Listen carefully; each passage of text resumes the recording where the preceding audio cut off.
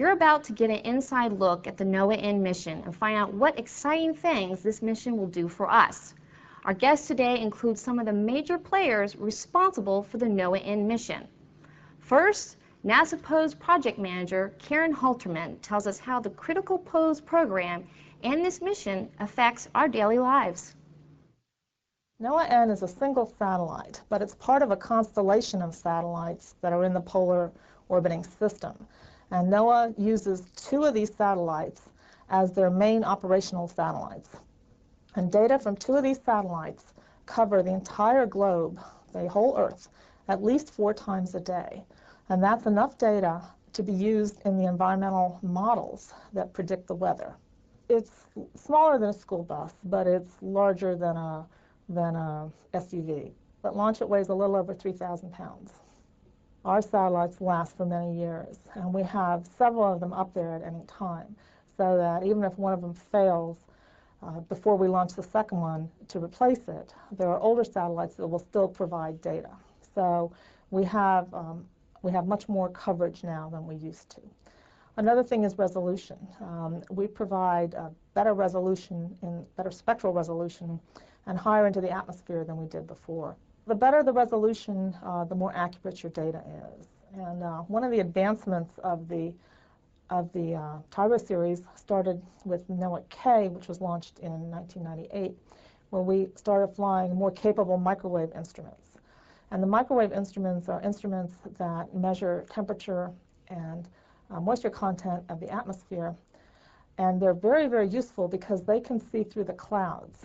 We also have some infrared instruments that provide good data, but they cannot see through the clouds. And since a lot of the Earth is covered by clouds, the microwave instruments have proven to be a wonderful workhorse and a new addition to the meteorological family.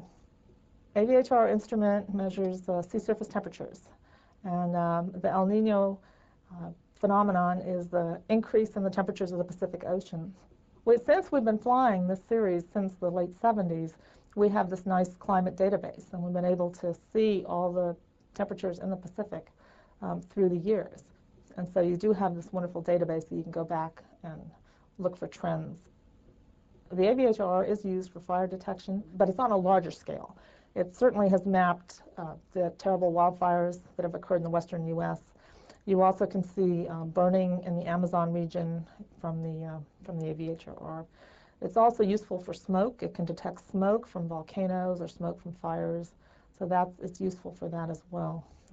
The AVHR is also useful for vegetation detection. It can detect how healthy plant growth is, and if you compare year to year, you can clearly discern drought conditions from full moisture content.